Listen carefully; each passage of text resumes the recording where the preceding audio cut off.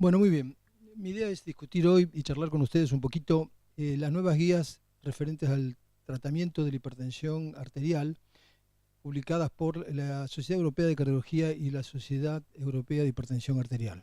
Y corresponden al año pasado, 2018, pero tienen una actualidad plena, por supuesto. La primera pregunta que uno se puede hacer antes de leer las guías es, esta guía, en referente a qué tipo de fármacos emplear en la hipertensión arterial, nos va a decir, bueno, vamos a adoptar una estrategia derivada de cada ensayo según el tipo de pacientes que reunía y según la droga que fuera empleada, o simplemente va a tener una aproximación general, en el sentido de decir, bueno, miren, la mejor estrategia, más allá del tipo de pacientes o del tipo de drogas del cual proviene la información, es decir, de un ensayo clínico controlado determinado, puede generalizarse. Por lo tanto, nosotros creemos que puede haber una estrategia que se puede aplicar a la totalidad de los pacientes hipertensos, más allá de alguna condición clínica asociada. En ese caso, la pregunta que uno se hace es cuál es la combinación y secuencia que la guía propone en el manejo de la hipertensión arterial, qué rol tienen los beta bloqueantes en cuanto a la hipertensión arterial y finalmente si diuréticos como la furosemida pueden tener alguna indicación o solamente otro tipo de diuréticos estarían indicados para el tratamiento de la hipertensión arterial. Referente entonces a los fármacos, estos son distintos algoritmos que proponen quienes construyeron la guía, es un poco complicado, y yo lo he resumido en estos, y la primera pregunta que uno se hace referente a esto es si está muy desalineado de lo que uno hace cotidianamente, o simplemente la guía en alguna medida está de acuerdo con el manejo asistencial de cada día que hacemos nosotros en el consultorio. Y fíjense, en definitiva, el algoritmo que mostré anteriormente dice lo siguiente: si un paciente tiene hipertensión arterial no complicada, enfermedad vascular periférica, diabetes o accidente cerebrovascular como antecedentes, es decir, no tiene ningún antecedente o tiene alguno de todos estos, la mejor estrategia es inhibidores de la enzima convertidora o bloqueadores del receptor de la angiotensina 2 asociado con bloqueantes cálcicos, y eventualmente uno podría reemplazar los bloqueantes cálcicos con diuréticos. Esta es la mejor estrategia que proponen estos autores. Ahora, si el enfermo es un enfermo con hipertensión y tiene insuficiencia cardíaca, fibrilación auricular o es un paciente coronario, la estrategia es continuar con esta misma combinación, nada más que los bloqueantes cálcicos se reemplazan por los beta bloqueantes y muy frecuentemente estos enfermos van a requerir algún tipo de diurético, de manera que prácticamente los IECA entran en todos los casos, si no hay insuficiencia cardíaca con bloqueantes cálcicos asociados, y si hay insuficiencia cardíaca con beta bloqueantes, en ambos casos con los diuréticos asociados, que pueden ser una tiazida, espironolactona, o en el caso de insuficiencia cardíaca con furosemida. Fíjense que los betabloqueantes entonces reemplazan a los bloqueantes cálcicos, porque la información que proviene de los ensayos clínicos es muy importante para alentecer la frecuencia cardíaca en este tipo de pacientes, y por supuesto como una estrategia asociada en el paciente que además es un coronario. Si hay insuficiencia renal, los autores nuevamente proponen este tipo de tratamiento. Fíjense que entonces es sistemático esta propuesta, y nuevamente en este caso asociados con los bloqueantes cálcicos, y como diurético en el caso de que exista insuficiencia renal, la furosemida sería una indicación todo paciente que tiene caída del filtrado. Por último, ¿cuál sería la tercera droga luego de los IECA, bloqueantes cálcicos o bloqueantes beta, la espironolactona? De modo que no parece haber en estos casos una diferencia significativa con respecto a la práctica asistencial que cada uno de nosotros hace habitualmente. Dejado de lado ahora los bloqueantes, el tipo de combinación de fármacos en la hipertensión arterial, la pregunta que sigue es cómo manejamos la indicación de este tipo de fármacos en relación a los valores de presión arterial. ¿Hay un único valor de presión arterial que se adapta a la totalidad de los pacientes para indicar el tratamiento y finalmente para alcanzar un determinado valor luego de que implementado este tratamiento? Es decir, un único valor por encima del cual tratamos y un único valor para alcanzar como objetivo de tratamiento. ¿O hay diferentes valores y esos valores deberían ajustarse a estas condiciones? La edad, la prevención según el riesgo cardiovascular y si el paciente tiene antecedentes. Es decir, se modula para un valor determinado de presión arterial el antecedente como un indicador para tratar más precozmente o para lograr mayores descensos de la presión arterial, o la cosa es más sencilla y todos los pacientes son adscritos al mismo tratamiento. Bueno, nuevamente esta es la suma de recomendaciones con respecto a cuándo tratar y qué objetivo alcanzar. Es un poco complicada, pero yo voy a tratar de resumirla, pero antes de eso quisiera hacer un par de consideraciones. La pregunta que en un momento dado hacen quienes confeccionan las guías es esta: ¿debería el tratamiento ser iniciado sobre la base de los valores de presión o según el nivel de riesgo cardiovascular? Es decir, ¿yo voy a tener un único valor de presión arterial para tratar o voy a tener distintos valores en relación al riesgo? Era lo que planteábamos anteriormente. Y fíjese lo que dicen los autores en este momento. Dice, el empleo de drogas para descender la presión arterial no debería estar basado solamente en el nivel de riesgo cardiovascular, porque aún en pacientes que son de alto riesgo, por ejemplo con enfermedad vascular conocida, cuando la presión arterial se alcanza por debajo de 140/90, el beneficio de un descenso aún mayor con respecto a estos valores es limitado. Por lo tanto, el hecho de que si un paciente tiene un alto riesgo uno debería descender más la presión arterial, los autores lo limitan en cuanto al beneficio clínico, porque no hay un beneficio muy definido por debajo de 140/90, aún en pacientes que tengan mayor riesgo cardiovascular en comparación a los que tienen menor riesgo cardiovascular. La segunda consideración es la siguiente. Este es un estudio muy importante que fue el SPRING, que compararon dos tipos de tratamiento, uno intensivo y uno un poco más conservador, y dijeron, bueno, el intensivo es bajar la presión menos de 120, el conservador es bajarla a menos de 140. Estos son los dos valores que se alcanzaron finalmente en el estudio.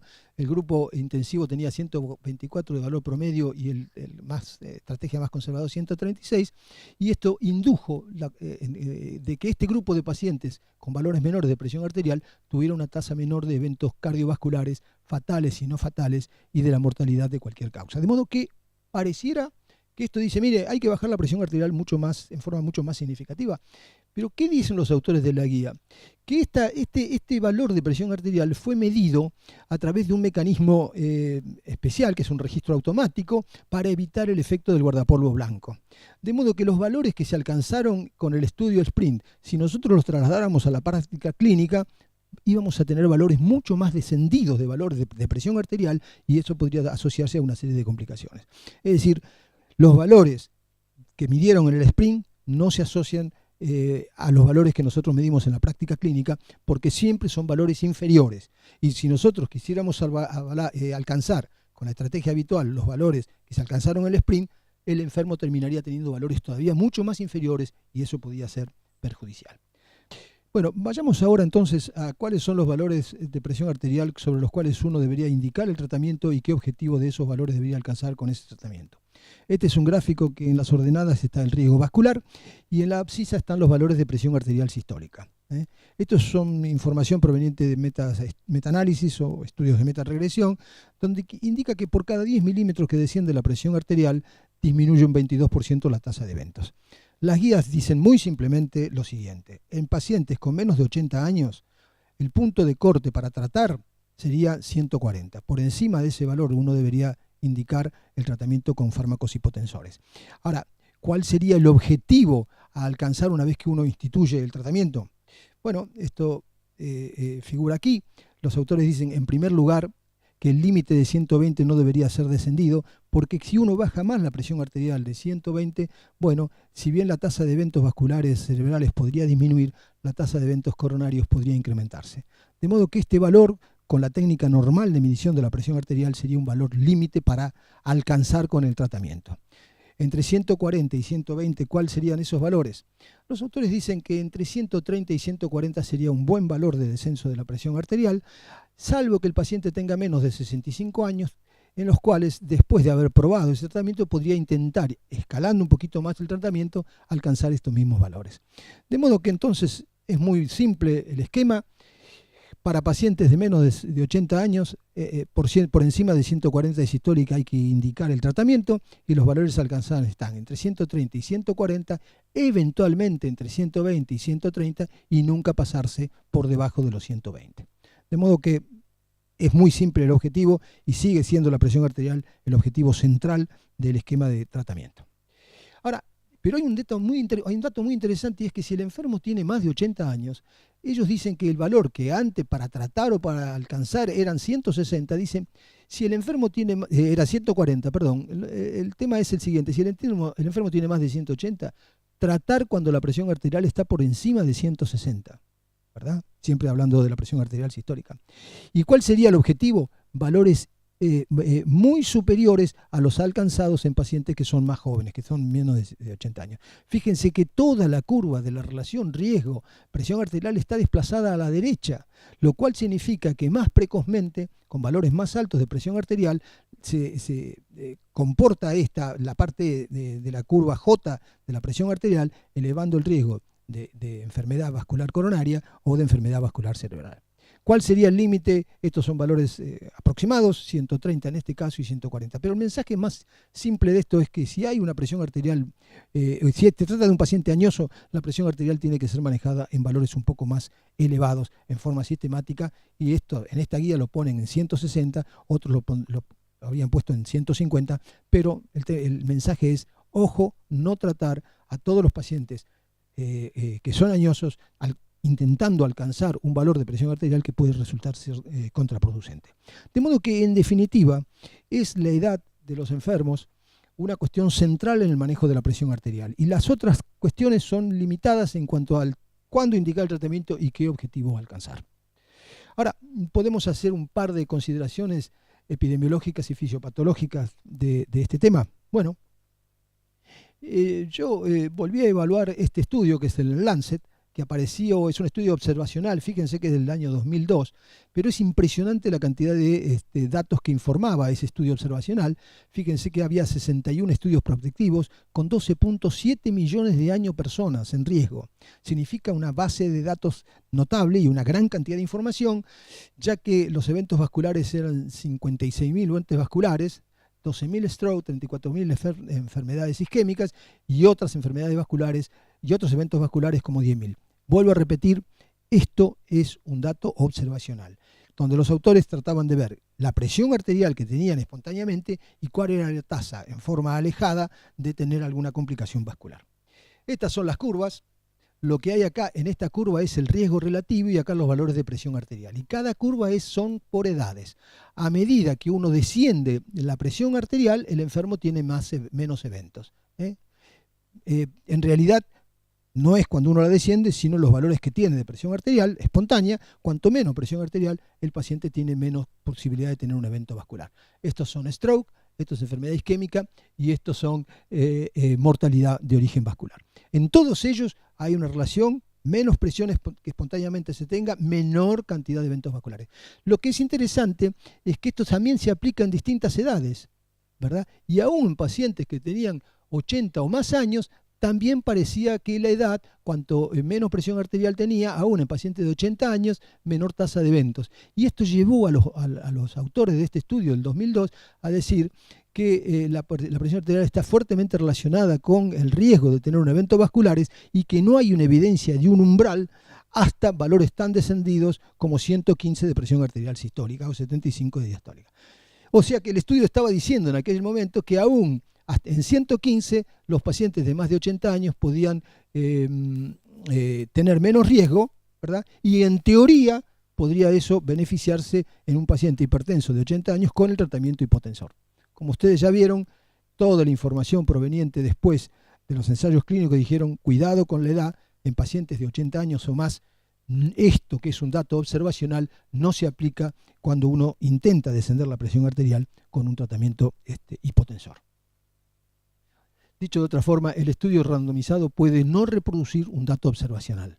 Y esto, que es de perogrullo, sería así. No es lo mismo tener espontáneamente una presión arterial baja que intentar normalizarla con el tratamiento. El tratamiento en sí mismo tiene algún tipo de complicaciones y esto que se aplica en la hipertensión arterial también ocurre con la diabetes. No es lo mismo tener un valor bajo de diabetes que está asociado con menor tasa de eventos vasculares que intentar alcanzar esos mismos valores a través de un tratamiento con drogas hipoglucemiantes.